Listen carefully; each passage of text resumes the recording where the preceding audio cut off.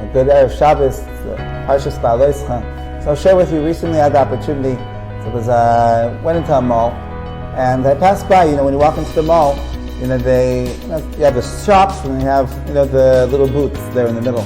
So there was a booth in the middle of the mall that was selling ice cream, and somebody who studied marketing many years ago, always have a deep appreciation for a good marketing strategy. So it caught my attention, this line that this particular ice cream shop had. It was a Luna Park of flavors.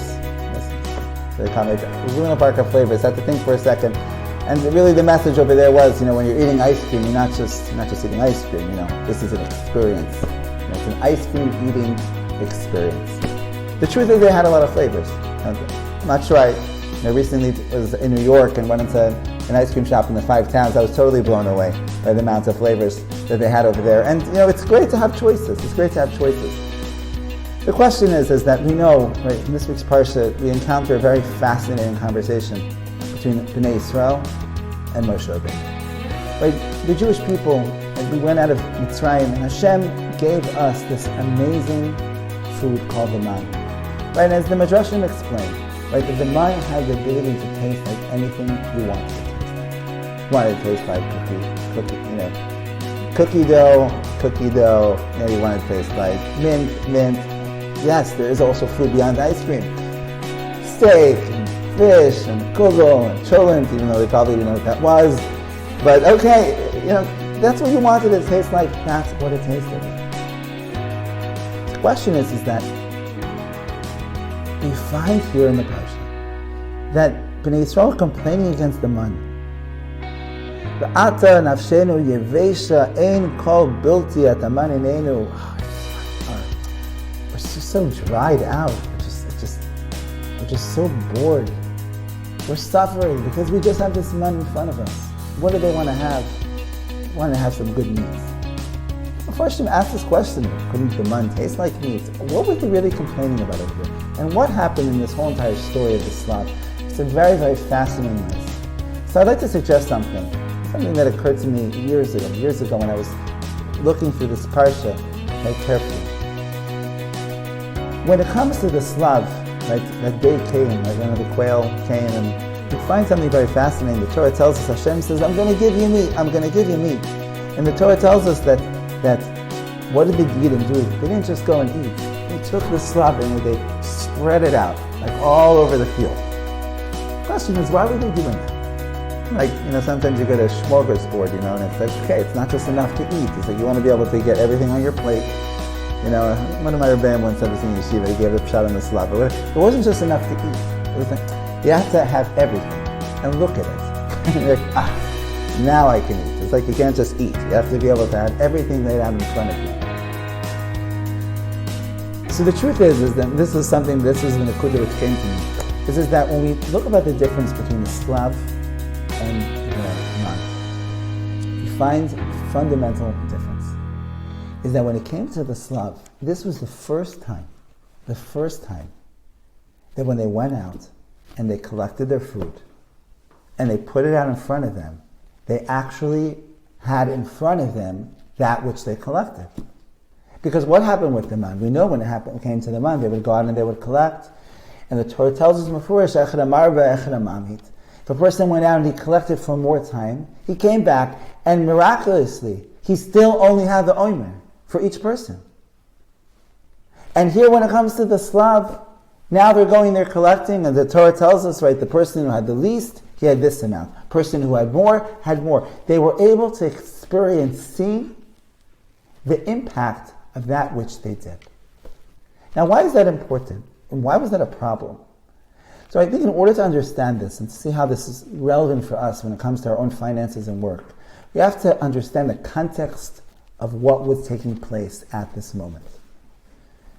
As we know, we went out of Mitzrayim and Hashem brought us into the Midbar. And the Midbar was a training ground for, right, as we've spoken about in depth, right, in our base Medrash program, right, Eretz Yisrael. There was the life of Eretz Yisrael and there was the life of the Midbar. In the life of Eretz Yisrael was going to be a place that we weren't going to have them on. It was going to be a place where we're going to work.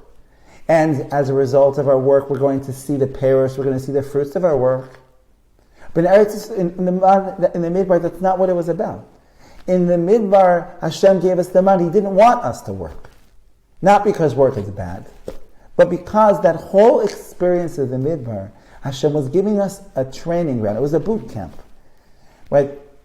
Saw from a certain tzaddik, right? The lashon man and is connected to the word emunah. But Hashem was building our emunah in the Midbar. He did it in many different ways. One of the main ways that He did it was through the man. And what Hashem wanted us to experience day in and day out through the man was this reality that at the end of the day, how much we're going to have is totally in HaKadosh Baruch Hu.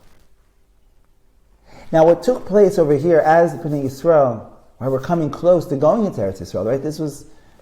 They're coming close to going to Eretz Yisrael. What took place over here was that, if we can say such a thing, they were getting fed up of it. They were getting fed up of it. They were experiencing frustration. They were experiencing frustration coming from the fact that at the end of the day, that which they do, they're not seeing a direct impact. Now, post Eretz Yisrael, that is the way that we live, right? And as we discussed in depth in the base measures program, right, that Hashem wants us to feel good about what we do. It's not bad the fact that you go to work and you bring home a paycheck and you feel good about yourself. Good, feel good about yourself. Hashem wants you to feel good about yourself. Of course, recognize it comes from HaKadosh Baruch Hu. Hashem wants us to feel good about ourselves. Hashem wants us to be able to, you should feel good if you worked hard on a presentation, right, and you got the client. Feel good. Don't feel guilty. Feel good. But at this point of time when they were in the Midbar, the fact that the Bnei Yisrael were feeling frustrated with the man, that Hashem saw as being a problem. Because what Hashem wanted from them at that point, Hashem wanted from them the fact that when they were coming into face to face with this reality of the fact that ultimately, no matter what you do, everything is up to HaKadosh Baruch Hu, Hashem wanted the Jewish people to celebrate that. Hashem wanted them to be able to realize this is an opportunity to build our emunah. And because they didn't do that, that was the flaw. It was very subtle, but that was the flaw because that's not what they needed to be doing during that time.